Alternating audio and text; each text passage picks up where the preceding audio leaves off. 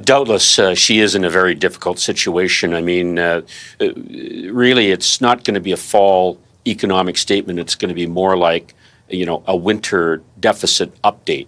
So, the budget this year was projecting that it was going to be $40 billion. That was the guardrail that was set up by the finance minister. The parliamentary budget officer says this is going to exceed the $40 billion. This is going to be very difficult for Chrystia Freeland to have credibility going forward. Now I'm going to go out on a limb here and say that Chrystia Freeland was not expecting to get this much attention just before the parliamentary break. And as I mentioned in yesterday's video, everybody is waiting for the fall economic statement to come out, which she has announced will come out next Monday on the 16th. However, these guardrails that she put up, these $40 billion, a lot of reports have been coming out saying she's probably blown through that. And everybody wants to know, is this her doing? Is this Justin Trudeau's doing? However, outside of one media appearance that she did last week to talk about it, she's basically been dodging it. And for the past 2 days, she hasn't been in the House of Commons, which means during question period, when they were addressing these questions to her, the other Liberal members had to step in, and this is how that went. Member for Regina Capel. The Prime Minister has lost control of spending and his cabinet, and the fiscal feud over the $40 billion guardrail is worse than we ever thought. New reports show that the Prime Minister is set to replace Canada's first female finance minister with his old boys network pal, Carbon Tax Carney. And Canadians are on the bus watching in terror as the Prime Minister is yanking her out of the driver's seat so that Carney can send us smashing through the guardrail and over the cliff. Does the finance minister still have her hands on the wheel, and will the deficit be below that $40 billion guardrail? The Honourable Minister of Justice and Attorney General. Mr. Speaker, I'm delighted that the first question from the Conservatives relates to the economy and the finance minister. Let's talk about the work she's been doing on behalf of Canadians. Yesterday, we had a 50 basis point interest rate cut announced by the Bank of Canada. That was the 5th time in a row, leading the entire G7, we've seen the interest rates come down from the Bank of Canada. On Saturday, we have a further great news for details for Canadians, which is a GST tax cut on basic essentials for every Canadian from coast to coast to coast. That's groceries, that's things that you buy for your kids for Christmas. That's great news for Canadians under the leadership of this finance minister. The Honourable Member for Regina Capel. Even the bank admitted that they had to cut rates because the economy is performing so poorly under this NDP Liberal Prime Minister. And, Canada's phantom finance minister has been pulling the strings for a while. Carbon Tax Carney has been forcing radical new spending and forcing the finance minister to smash through a $40 billion guardrail. And now that Canadians are fed up and angry, the Prime Minister is going to blame her, dump her, and replace her with Carney. A classic example of an incompetent boss blaming subordinates. Does the finance minister not realize that she's about to join a long list of cabinet ministers that have had their careers and their reputations ruined by this Prime Minister?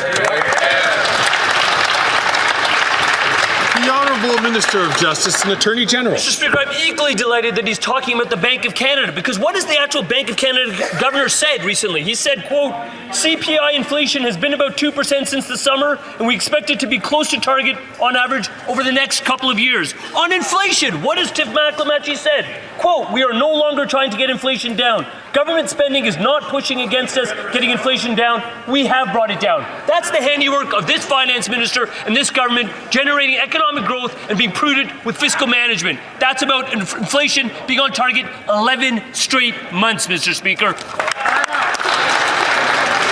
The Honourable Member for Regina Capel. If he just read a little further, he'd read that it's not because of anything the government's been doing except causing our economy to slow down and underperform. That's why they've taken this step. But a guardrail is something you're supposed to stay far away from. If you even brush up against it, it's a sign you're way off track. If you smash through it, you go flying off a cliff. Now, even Liberal MPs are terrified and are ringing the bell, trying to get off before they smash through the guardrail. One of them said, quote, I think that if we state that we have a $40 billion guardrail, we better stay within those numbers. And another is begging for a fiscally responsible framework. Will the Prime Minister allow a free vote, or will he force his Liberal MPs to stay on that bus as it goes down the cliff? The Honourable Minister of Justice and Attorney General. Speaker, allow me to reference not just what the domestic Bank of Canada is talking about, but let's talk about what the IMF is stating. The IMF is projecting that Canada will have the strongest economic growth in the G7 on average in 2023 and 2024. Canada is expected to maintain its position as the country with the smallest deficit as a share of GDP among G7 countries, and still by far the lowest general government net debt as a share of GDP in the G7. What's up, Mr. Speaker? Canada's growth and leadership of the G7. That's what's up, and we're proud of it. Now, throughout question period, it got pretty rowdy. And one of the main talking points that kept being brought up was Justin Trudeau being a fake feminist. Now, if you heard Andrew Scheer's opening of the question, he mentions the first female finance minister, aka Chrystia Freeland. Now, the reason he's bringing this up is because there's now being reports talking about potentially replacing her with Mark Carney. And this is right after Justin had the gala that you saw in yesterday's video where he talks about being a proud feminist. Now, his track record with female ministers has not been good. We saw Jody Wilson-Raybould, we saw Selena Shaban, and now potentially we're going to be seeing Chrystia Freeland. Not to mention how Trudeau's losing a lot of female ministers, and he's going to have to replace them because he wants to do this gender-neutral equal balance thing, which doesn't really work because you're just artificially putting people in positions that shouldn't be there. And this is actually what's been brought up later on in the House, when Michelle Ferreri and Patty Hajdu kind of go toe-to-toe. The Honourable Member from Peterborough-Kawartha. This fake feminist Prime Minister is determined to decimate Canadians' lives by destroying the economy, and he will throw anyone under the bus to do it, including his token finance female minister. Canadians know he's weak. They know he's lost control of his cabinet and his spending. The question is, will the first ever female finance minister have the courage to stand up to that fake feminist prime minister and stick to her promised $40 billion deficit?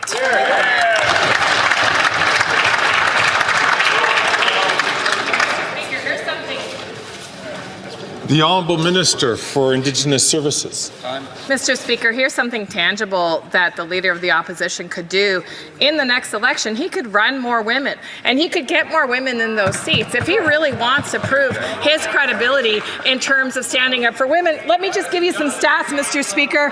In this current House of Commons, 16.9% of the women elected sit here in the Liberal benches. How many in the Conservative benches, Mr. Speaker? 6%. That's the kind of numbers that we are talking about.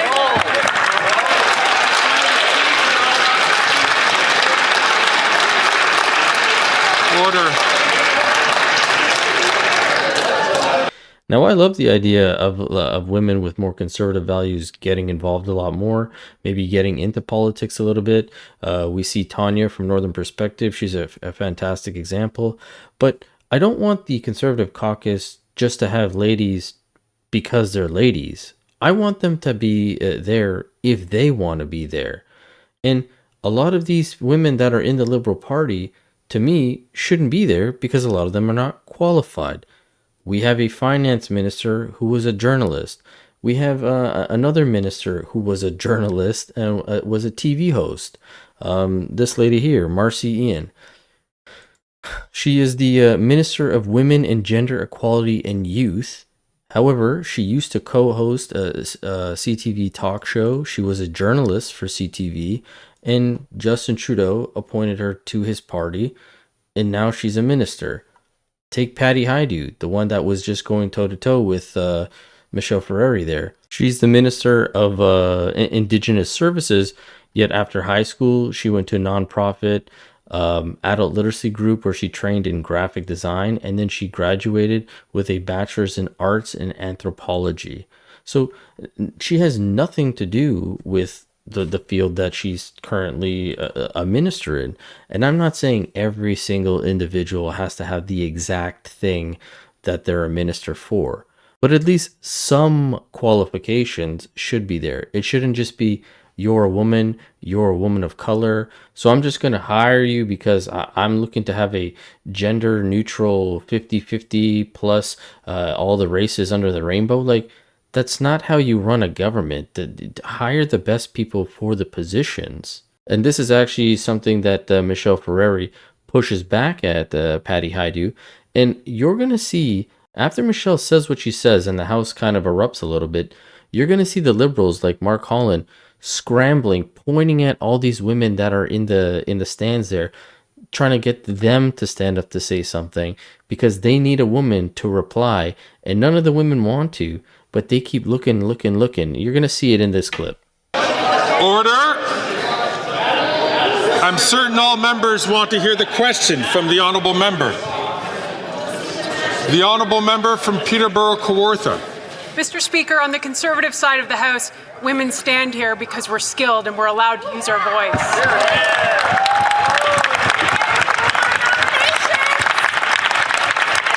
Mr. Speaker, Jody Wilson-Raybould is testament to this. That is a fake Prime Minister, but that is not the point. We're not here to talk about gender. We're here to talk about the economy, and it is destroyed under that fake feminist Prime Minister. So again, if she is not a token, will she stand up to him and say, no, I will abide by my $40 billion deficit guardrail to help this economy get back on track and save Canadians' lives?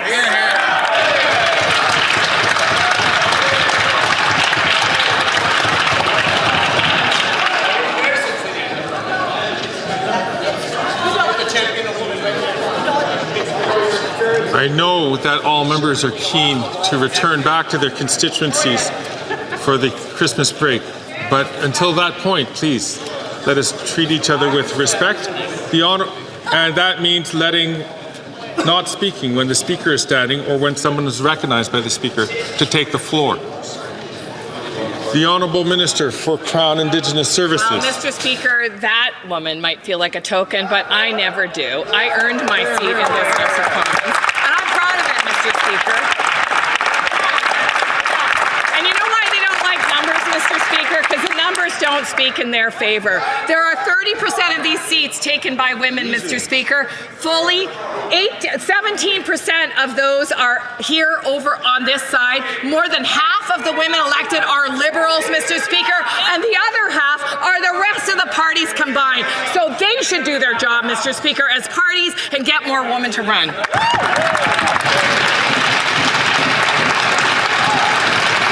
Now, Patty just finished saying that the Liberals have 17% of the 30% of all the women in Parliament in the Liberal Party. How well is that working for them?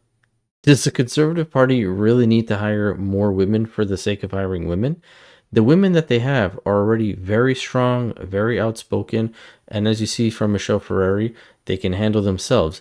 We don't need to have women for the sake of having women, as I mentioned earlier. But one thing that Patty said was she earned that position. If we look at the history of positions she's had, she's currently the Minister of Indigenous Services. She was a Minister of Status of Women. Then she moved to the Minister of Employment, Workforce Development, and Labor. And just before Mark Holland took the Minister of Health position, that was her position. None of those ministerial positions have any relevance to each other. So how did she earn the Indigenous Minister status? It just doesn't make any sense. But the last clip I want to show you from the House is, again, a conservative woman speaking out and saying, if these women are such feminists, and so is the Prime Minister, why are they trying to oust Chrystia Freeland and replace him with a man? Order!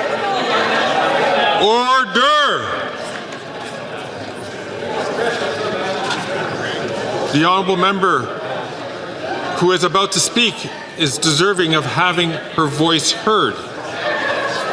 The honourable member for Calgary Nose Hill.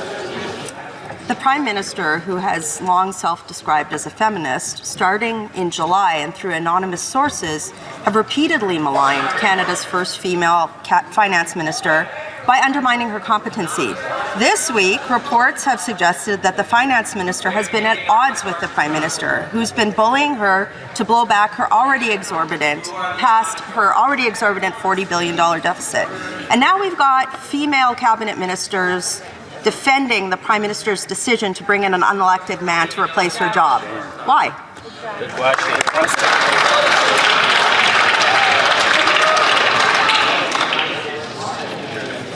The Honourable Minister for Diversity and Inclusion.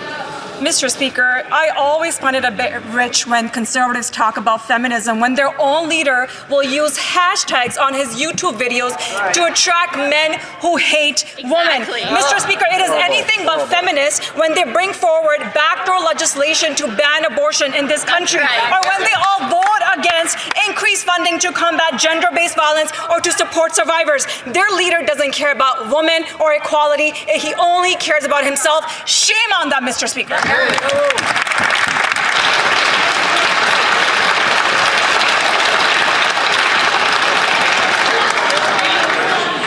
Order. The honourable member for Calgary Nose Hill.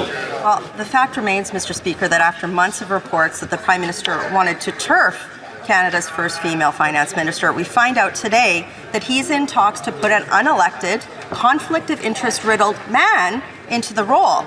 The Globe and Mail story must have really stung for every single Liberal backbencher who has carried the water of this scandal-plagued Prime Minister for years. Why wouldn't they be getting this job? So my question is this. Does the Prime Minister really think that there is nobody, no one in the elected Liberal caucus who could be the finance minister? Anybody? No one?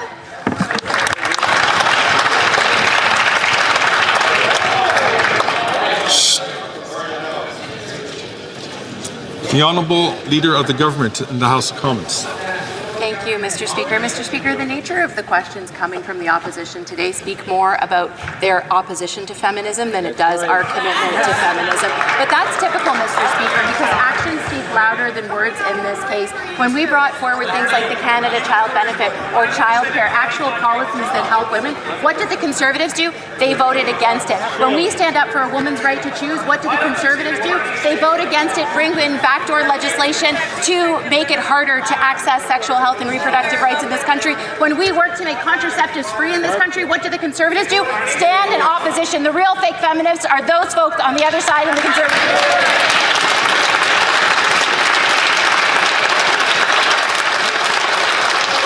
Do you notice how they couldn't answer a simple question that Michelle Rempel-Gardner put forward? Is there nobody else that could take the finance minister position in this whole gender-neutral 50-50, all colors of the rainbow cabinet caucus? There's nobody there that could be the finance minister. They have to bring in potentially Mark Carney. Like, that is a very straightforward question. But the Liberals would much rather just put you through this verbal carousel of nonsense and not answer that question. Somebody, however, who does answer this question today was Tom Mulcair on CTV. And he actually gave a different perspective to this whole Freeland Trudeau issue, as he's been getting a lot of backlash from what he said at the gala, targeting Trump, saying that the Americans did the wrong thing. They could have voted for a female president and they didn't. And him talking about being a proud feminist. A lot of the premiers didn't appreciate him saying that. And he's been getting, as I said, a lot of backlash. But Tom seems to think that he did this on purpose because he's trying to set up Chrystia Freeland or Melanie Joly to take over the leadership of the Liberal Party, because he does not see Justin sticking around till the next election. Now, with regard to Trudeau, there is one thing that came out at that meeting last night. Several premiers, I am told, on background, expressed their deep misgivings with Mr. Trudeau's shot against the election of Trump, and his talking about the fact that it would have been much better if Kamala Harris had won. Now, I happen to agree with that, but I'm a pundit. I'm an analyst. I'm a person who has opinions. But he's the Prime Minister of Canada, and he's got to deal with this Grinch called Donald Trump. And I thought it was singularly unwise for him to have done that. And it's very hard to find what the upside would have been for Trudeau to have gone that way. And a lot of premiers were indeed upset with him. But to that last point, Tom, clearly that was planned. I mean, Trudeau knew what he was doing. And I was even thinking the other day, I don't know if you caught it, when he was talking about President-elect Trump, he referred to him as Donald. I think that was in Halifax. So there's sort of a loosening of the language there. What does that signal to you about perhaps a different approach from the Prime Minister in dealing with President-elect Trump? How do we explain that part of his speech? Now, you're quite right. He was reading from a prepared text. The only plausible explanation that's been given to me by somebody in the know And it's something that I agree with, that Trudeau might decide not to stick around for the next election. He was teeing it up. If you look at all those sentences together, he was pleading for women in leadership roles in politics. Now, the only party in Ottawa, there's 5 parties in the House of Commons, the only one that's never had a woman leader is the Liberals. Trudeau defeated 4 women for the leadership the last time. So is he trying to set it up so that he could plead, for example, for either Mélanie Joly or Chrystia Freeland to be his eventual replacement, if indeed he does step down? And I repeat, I sincerely believe that that's what he's planning to do. I don't see him sticking around, not with everything that's happening right now. Now, before we get into what Tom just said, I want to point out that's not me clicking, just an FYI. That's the reporter talking to Tom. But in regards to what he said, I can see it potentially being plausible. I don't see it helping the Liberal Party in any which way, but there have been some sort of breadcrumbs left, I guess, if you want to take the New York Times article that was just put out about Mélanie Joly and her talking about I guess running for the leadership role. The fact that Justin talks about being such a proud feminist, and as Tom pointed out, he defeated 4 women, and if this is going to be his last year, maybe he would be so gracious as to appoint a woman to the new leadership role, and that's how his legacy will be. I don't know. It's going to be interesting to see. I'm looking forward to Monday to hearing from Chrystia Freeland on this whole deficit situation, see how she's going to reply to reporters or to questions. It's going to be interesting. But I'd love to hear from you guys. So let me know in the comment section below what you think about all this. I hope you guys have a fantastic weekend, and I will catch you guys on the next one. Thanks so much.